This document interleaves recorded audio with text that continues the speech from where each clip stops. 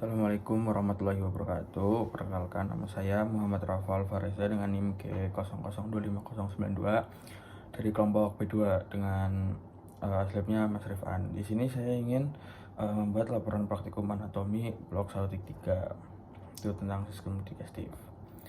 Nah, laporan pertama saya ingin menjelaskan tentang pembagian lapisan dinding abdomen antara lateral dan posterior, lalu menjelaskan mengenai sistem otot yang ada di abdomen, dan menjelaskan mengenai organ retroperitoneal dan intraperitoneal. Nah, yang di kiri itu antara lateral dan yang di kanan itu posterior. Yang di lateral itu dilapisi oleh kulit, lalu fascia superficialis yang dibagi menjadi dua, fascia camper dan fascia scarpa.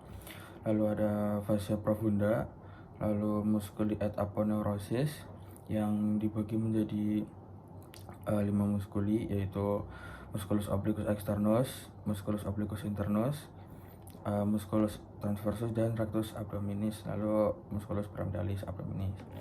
Lalu yang kelima itu ada fascia transversalis, dan yang keenam itu ada fascia extraperitonealis, dan yang ketujuh peritoneum parietal. Lalu yang di bagian posterior ada kulit, lalu fascia superficialis dorsi, lalu musculus yang terbagi, yang di lapisan pertama yaitu latissimus dorsi, lalu lapisan kedua itu ada obliquus externus, lalu musculus erector spinae, musculus longissimus dorsi, musculus serratus posterior inferior, lalu ada musculus multifidus, lalu musculus interspinales, musculus obliquus internus. Lalu di lapisan keempat ada quadratus lumborum, musculus iliopsoas, musculus transversus abdominis, lalu fascia extraperitonealis, dan yang terakhir peritoneum parietal. Nah, lalu lanjut ke bagian fascia superficialis. Fascia superficialis ini dibagi dua, yaitu fascia camper yang ada di sini dan fascia scarpa yang ada di sini. Nah, fascia camper ini atau yang namanya lamina superficialis itu yang letaknya di sini itu cenderung lebih memiliki lemak, dan fascia scarpa yang letaknya di sini itu terisi oleh lapisan membranosa, itu tuh enggak ada lemaknya. Nah, lalu lanjut ke bagian selanjutnya. Nah, si fascia scarpa ini ntar tuh bakal meluas ke superficial ke skrotum yang nanti tuh bakal jadi fascia dartos. Lalu fascia scarpa ini bakal bergabung ke fascia scarpa yang di inferior ini, bakal berlanjut ke paha, dan di bagian ligamentum yang akan bergabung jadi fascia scarpa. Nah, lalu ada fascia profunda. Fascia profunda ini lapisan tipis jaringan ikat yang menutupi musculus yang letaknya itu di bagian dalam fascia scarpa. Nah, lalu lanjut ke musculi et aponeurosis. Nah, musculi et aponeurosis ini dibagi menjadi 5 musculus. Yang pertama ada musculus obliquus internus dan musculus obliquus externus, lalu musculus transversus. Nah, lalu ada musculus rectus abdominis dan musculus pyramidalis. Nah, nanti di tengah-tengah sini itu ada aponeurosis dari musculus yang akan membentuk suatu garis vertikal di abdomen, yaitu yang namanya linea alba. Lalu ada juga aponeurosis di bagian bawah lateral, itu akan membentuk suatu lapisan, yaitu vagina musculi recti abdominis. Tapi kalau kita lihat ke bawah, itu vagina itu akan menghilang. Nah, lalu lanjut ke fascia transversalis. Nah, fascia transversalis ini itu lapisan yang berkelanjutan dari fascia profundus yang membatasi cavitas abdominalis dan bakal lanjut ke dalam cavitas pelvis.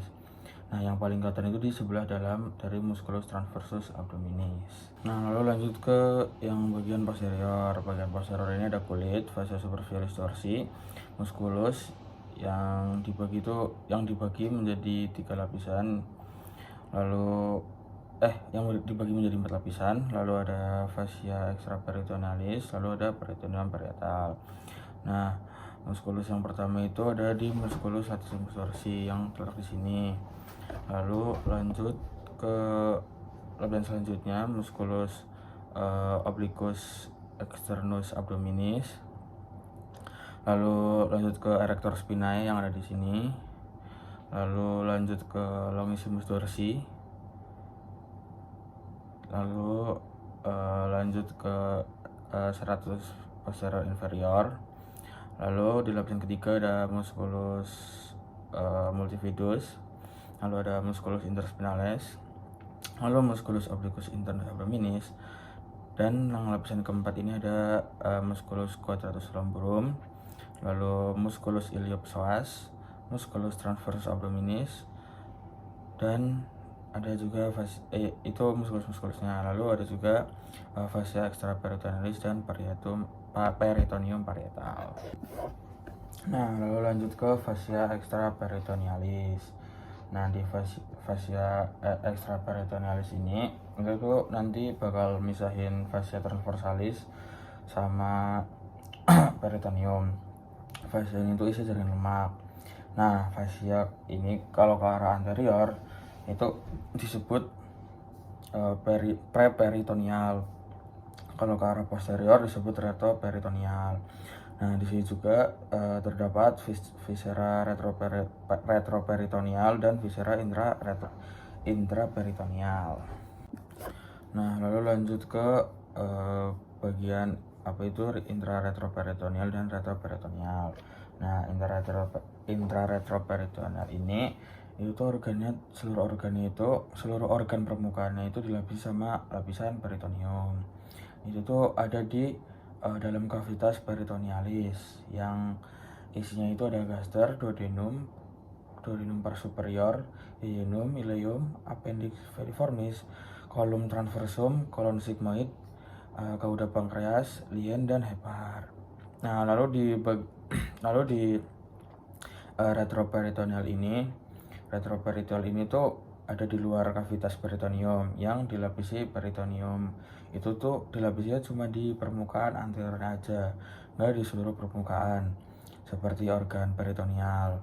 Nah, organ-organnya itu ada apa aja? Organ-organnya itu diantara ada Seth Parker. S itu ada suprarenal gland, A-nya itu aorta, D-nya itu duodenum kecuali pars superior. Lalu P-nya itu ada pankreas kecuali cauda, lalu U-nya itu ureter, C-nya itu kolon ascendens descendens, K-nya itu kidney, E-nya itu esophagus, dan R-nya itu rectum. Nah, lalu lanjut ke laporan kedua, ingin menjelaskan tentang anatomi gaster beserta sphincter yang ada di gaster. Nah, anatomi gaster itu dibagi menjadi berpart-part atau berbagian-berbagian. Nah, di sini tuh ada part cardiaca, lalu ada fundus, ada corpus, ada antrum pyloricum, dan canalis pyloricum. Nah, lalu lanjut di corpus gaster ini dia ada kayak rugai gitu. Nah, itu tuh rugai itu kayak lakukan rugai itu tuh kayak lakukan yang ada di sini nih. Nah, dia itu nanti akan melebar kalau terisi makanan. Nah, lalu ada gastropharyngeal sphincter, lalu ada incisura cardiaca, yaitu lakukan yang membatasi intrafundus ke esophagus. Lalu ada curvatura major yang dilekati oleh omentum majus, dan curvatura minor yang akan dilekati oleh omentum minus. Lalu ada orificium cardiacum yang setinggi tora kali 9, dan ada orificium pylorum yang setinggi lumbal 1. Nah, lalu di bagian sini itu ada musculus sphincter pylori yang ada di gaster. Nah, itu tuh fungsinya buat nutup lubang keluar dari makanan yang lagi diolah di dalam gaster. Lalu di gaster ini ada tunica muscularis yang khas banget, dimana dia itu memiliki stratum oblik. Ini tuh ada di daerah pars cardiaca dan pars pleurica di curvatura minor. Nah, lalu saya ingin menjelaskan tentang letak-letak appendix dan letak yang paling umum, cara pengukuran beserta nama garis titik pengukurannya. Nah, sekarang kita lanjut ke appendix. Yang pertama ada appendix veriformis atau yang biasa kita sebut itu sebagai usus buntu. Nah, ukuran dari appendix veriformis ini bervariasi mulai dari 6 sampai 13 cm. Nah, menurut garis dari Monroe Pitcher itu diukur dari sias dextra ke umbilicus pangkal appendix, terletak di 1/3 lateral garis Monroe Pitcher yang disebut sebagai titik McBurney. Nah, lalu menurut garis Lange itu pengukurannya itu diukur dari sias dextra sampai sias sinistra. Ujung appendix itu pada titik 1/6 lateral dextra. Nah, lalu di sini ada appendix retrocaecal, itu letaknya di arah jam 11, yaitu paling umum, letaknya di belakang caecum yang mengarah ke atas. Nah, lalu ada appendix postialis, itu letaknya di jam 1 atau jam 2.